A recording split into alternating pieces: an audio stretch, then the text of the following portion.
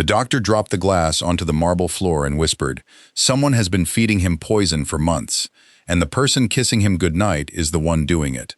The sound of breaking glass echoed through the giant penthouse. Everyone froze. The rich guests from the charity dinner looked at each other, unsure if they had heard the doctor correctly. Crystal lights hung from the ceiling like frozen stars, but the room suddenly felt dark. Only one person did not look surprised. Near the kitchen door, a quiet maid lowered her eyes and held a small cloth tighter in her hands. She already knew, she had known for weeks, and hidden inside the pocket of her plain gray dress was a small bundle of dry roots that had been standing between life and death. No one noticed her. No one ever did. That mistake would soon cost someone everything. Daniel Reed had built his fortune from almost nothing.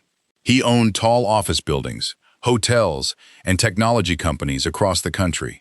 Newspapers called him the man who could turn empty land into gold. But the people who truly knew him remembered something else. He trusted too easily. Even after becoming one of the richest men in the city, he still believed that love could never be bought. That belief led him to marry Ivy Lane. Ivy was beautiful, charming, and always perfectly dressed. Cameras loved her. Fashion magazines called her the queen of every charity gala. She smiled for every photograph, kissed babies during public events, and spoke about kindness whenever a microphone appeared. People admired her, but inside the walls of the mansion, another woman lived. She hated being told no. She hated waiting. Most of all, she hated sharing control. Daniel believed she loved him. She only loved what his name could give her. Every morning, she handed him a fresh glass of fruit juice with a gentle smile. "Drink it while it's cold," she always said. If this story has touched your heart so far, take 1 second to like this video.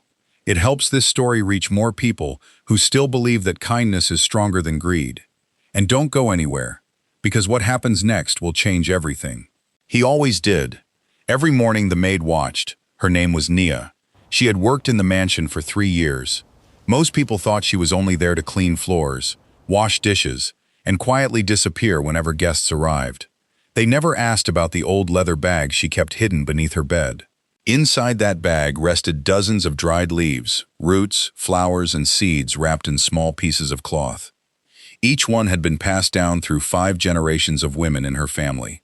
Her grandmother had once told her, "The earth hides both poison and healing. Learn the difference, and you may save lives." As a little girl, Nia had followed her grandmother through forests before sunrise. She learned which roots cooled burning blood, which leaves calmed damaged organs, which flowers pulled hidden sickness from the body. She never imagined those lessons would one day be needed inside a billionaire's mansion. The first sign came 6 weeks earlier. Daniel had complained that food tasted strange. Then came the headaches. Soon his hands began shaking whenever he signed papers. Doctors blamed stress. Specialists blamed long work hours. Nutrition experts blamed poor sleep. Every answer sounded reasonable. Every answer was wrong. Nia noticed something nobody else did. The sickness always became worse after breakfast. One morning, she quietly collected the empty juice glass before washing it. Instead of cleaning it, she carried it home. Late that night, she mixed a tiny drop with one of her grandmother's old testing powders. The powder turned black. Her heart nearly stopped. She knew that color. Someone had mixed a slow poison into the drink.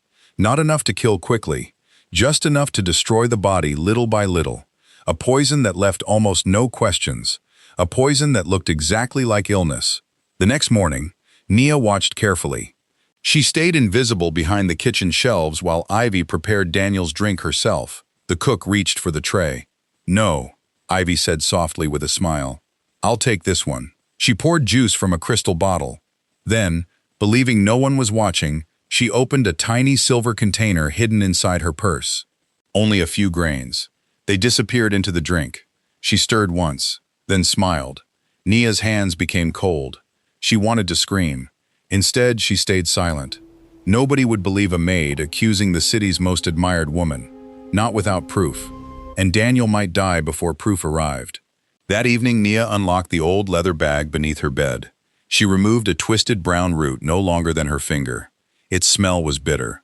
Her grandmother had called it the sleeping guard. "It cannot erase poison," she had once explained, "but it can catch it before it reaches the heart.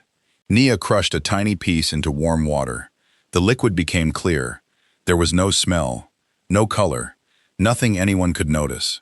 The next morning she waited.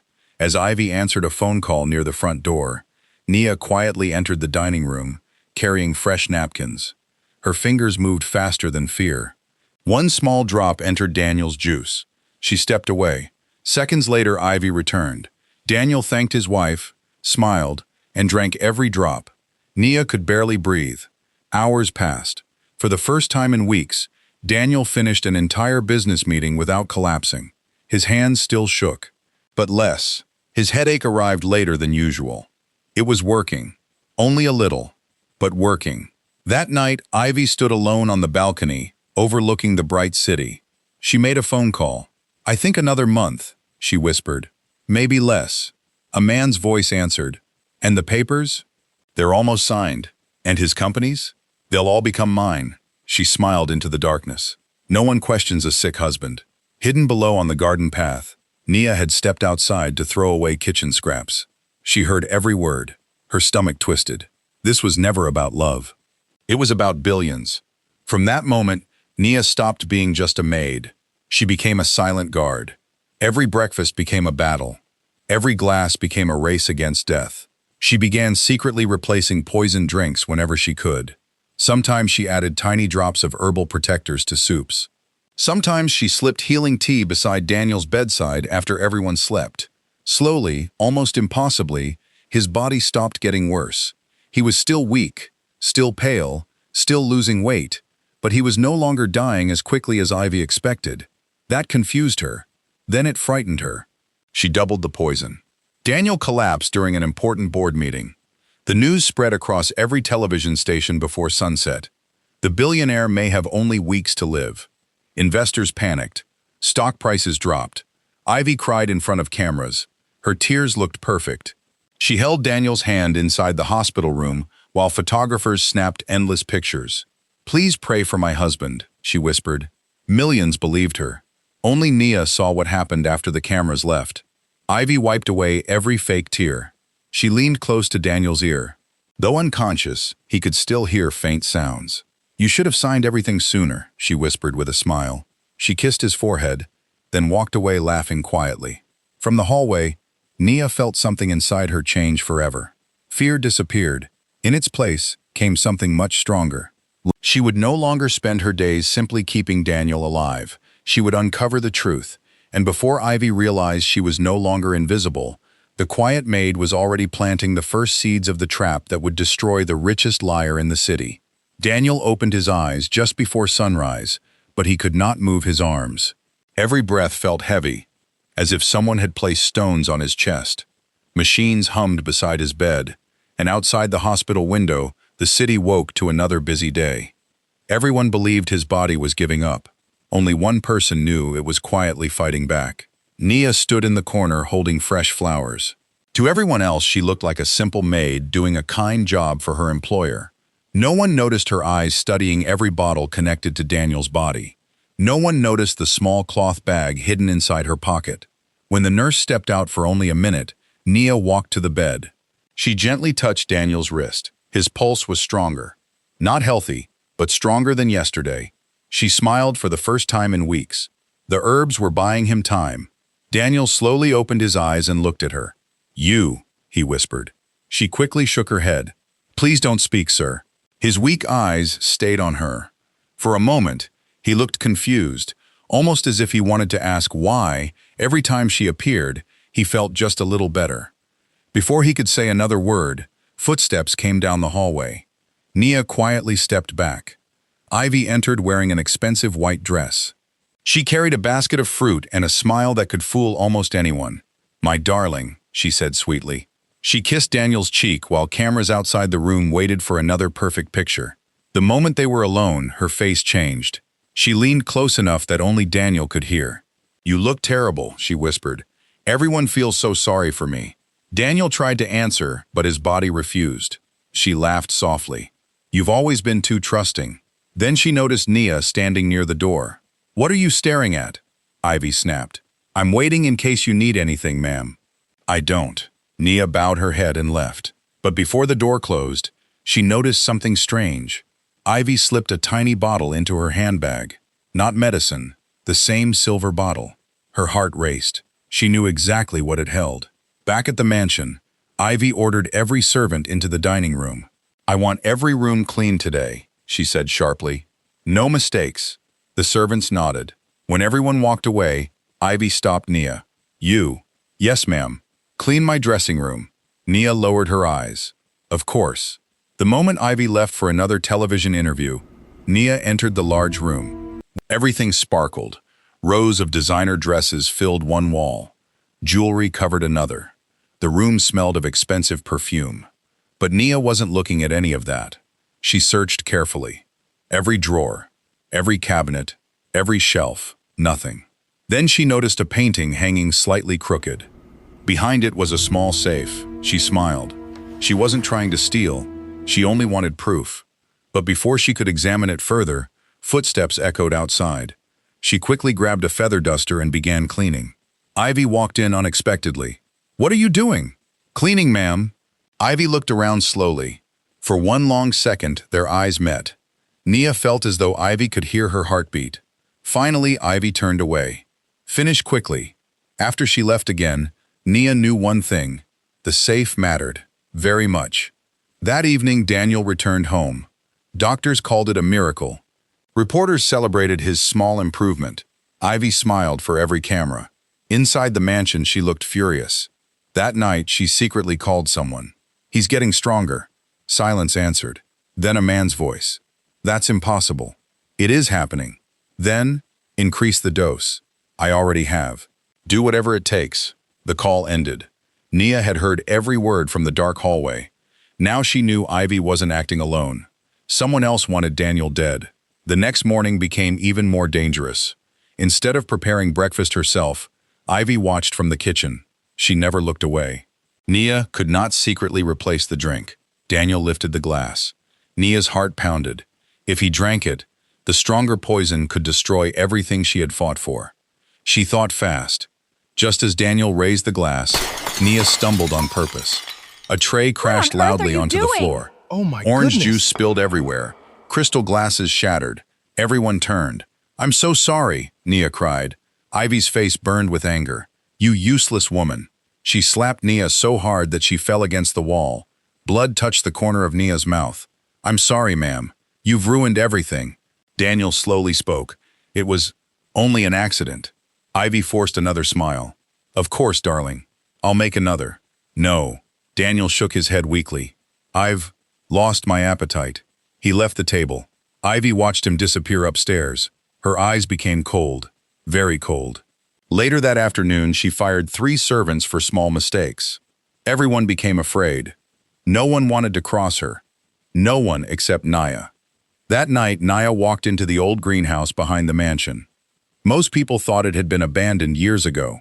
Broken glass covered the roof. Wild plants grew everywhere. Hidden beneath loose wooden boards was a small wooden chest. Inside rested the rarest herbs from her grandmother. She had been saving them for years. There was only enough for one final treatment. She held a dark blue root in her hand. "This is the last one," she whispered. Her grandmother's words returned. "Only use this when death is already inside the house." Nia closed her eyes. Death was not just inside the house. It was sleeping in the master bedroom. Over the next week, Daniel slowly recovered in secret. His strength returned little by little. He could now walk across his bedroom without collapsing. His skin slowly regained color. Doctors could not explain it. Ivy could not understand it. One evening, she stood outside his bedroom door listening. She heard laughter.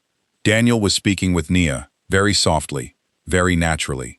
She had never heard him laugh in months. Jealousy burned through her. The next morning, she confronted Daniel. "You spend a lot of time thanking the servants. They work hard, especially the maid." Daniel smiled. "She reminds me of kindness." Ivy forced a laugh. "A maid? Sometimes simple people see things rich people miss." For the first time, fear flashed across Ivy's face. Was Daniel beginning to suspect? She needed answers. That afternoon, she secretly searched Nia's tiny room. She laughed when she saw the dried leaves hanging from strings. What nonsense! She picked up one wrapped root. Weeds. She threw several onto the floor, and crushed them beneath her expensive shoes. You actually believe these little sticks can heal people? Nia stood quietly in the doorway. They've helped many people. Ivy laughed louder. They're trash. She walked away without noticing that one small cloth packet remained hidden beneath the bed. The most important one. Nia slowly picked up the broken herbs. She did not cry. She simply whispered, "You have no idea what you just stepped on." The following evening, Daniel finally told Nia something that changed everything. "I remember." She looked surprised. "What do you remember, sir?" "I heard Ivy talking." "In the hospital." Nia stayed silent. "I thought I was dreaming." "You weren't." "I heard her say, 'I signed too slowly.'" He looked directly into her eyes. "Tell me the truth." Nia took a deep breath. For weeks, she had protected him without saying a word. Now silence could become another kind of danger. She carefully removed a tiny cloth bundle from her pocket. Inside were black crystals collected from the testing powder. She poured one grain into a spoon with a drop of leftover juice she had secretly saved. Within seconds, the crystals turned completely black. Daniel stared. "What is that?" "The truth." His face lost all color. "I've been poisoned." "Yes, by Ivy." Nia slowly nodded. Daniel closed his eyes. He wasn't crying because he might have died. He was crying because the person he loved had smiled at him every morning while planning his funeral. After several long minutes, he finally looked up. "If we go to the police now, will they believe us?" "Not yet. We need proof." "We need more than proof," Nia said quietly. "We need her to believe she has already won." Daniel looked at her with new respect. The woman everyone called just the maid had become the smartest person in the mansion. "So what do we do?" For the first time since the nightmare began, Nia allowed herself a small smile. "We stop hiding. We let her think the poison is finally working. And while she celebrates, she looked toward the bright city lights beyond the window. We will build a trap so perfect that she will walk into it by herself." The next morning, the mansion felt strangely peaceful. The birds sang outside the tall windows. The cooks prepared breakfast. The gardeners trimmed flowers. Everything looked normal. But behind every smile, a different game had begun. Daniel walked more slowly than he really needed to. He leaned on a cane even though his legs had almost regained their strength. His face still looked pale because Nia had gently covered it with harmless herbal powder that made him appear weak. Anyone watching would believe he was losing the battle, especially Ivy. She smiled the moment she saw him. "My poor husband," she said sweetly. "You should stay in bed." Daniel forced a tired smile. "I still want to join dinner tonight." She looked surprised. "Dinner? I've decided to invite our closest friends. I want one last evening with everyone." The words almost made Ivy laugh. One last evening.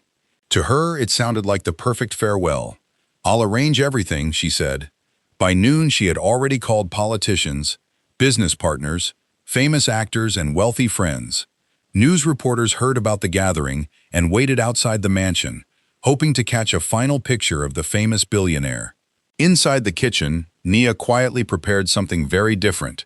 She opened the last cloth bundle her grandmother had left behind. Inside rested a dark, golden root. She gently crushed it into warm water until it disappeared. It was not poison. It was a harmless herbal drink that caused only one effect. Anyone who had handled arsenic again and again over many months would suddenly develop bright red patches on the skin after drinking it. The herb reacted with tiny traces left behind on the fingers and inside the body. Her grandmother had called it the mirror. "It never harms," she had once said. "It only shows hidden truth."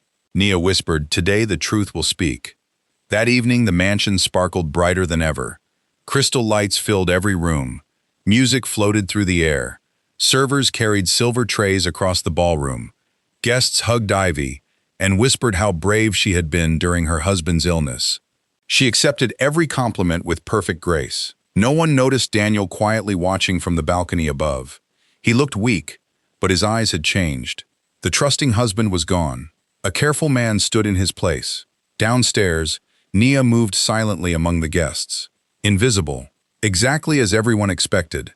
She poured wine, served food, collected empty plates. No one gave her a second glance. That was exactly what she wanted. Soon, Ivy raised a crystal glass. "My husband has fought so hard," she announced. "Tonight, we celebrate his courage." Everyone applauded. Nia stepped forward, carrying a polished silver tray. On it rested two special crystal glasses, one for Daniel, one for Ivy. Daniel accepted his glass. "So does my wife," he said warmly. "Without her care, I would not be standing here." The guests smiled. Ivy lifted her drink proudly. "To love." Everyone raised their glasses, including Nia. For one silent second, time seemed to stop. Then everyone drank. Nothing happened. Music continued. People laughed. Several minutes passed. Ivy relaxed. Perhaps she had worried for nothing. Then she scratched her wrist. A tiny red mark appeared. She frowned. Another appeared on her neck. Then another. Within seconds, bright red patches spread across both hands. She stared in horror. "What is happening?" Guests turned toward her. One woman gasped, "Your skin!" Ivy's breathing became faster. "It burns!" She looked wildly around the room. Nia quietly stepped forward. "The herbs are only showing what your hands have been touching." The ballroom fell silent. Ivy stared at her. "What did you say?" Daniel slowly placed his glass on the table. His voice no longer sounded weak. "It is over, Ivy." She looked toward him. He was standing straight. No cane, no shaking hands, no sickness.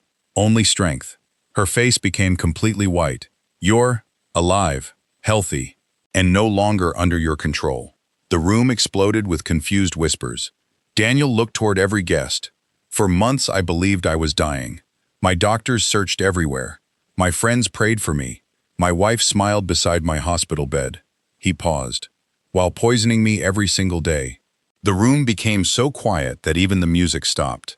Ivy laughed nervously. "This is madness. A sick man's imagination." Daniel nodded toward Nia. "Show them." Nia carefully placed several items onto the dining table.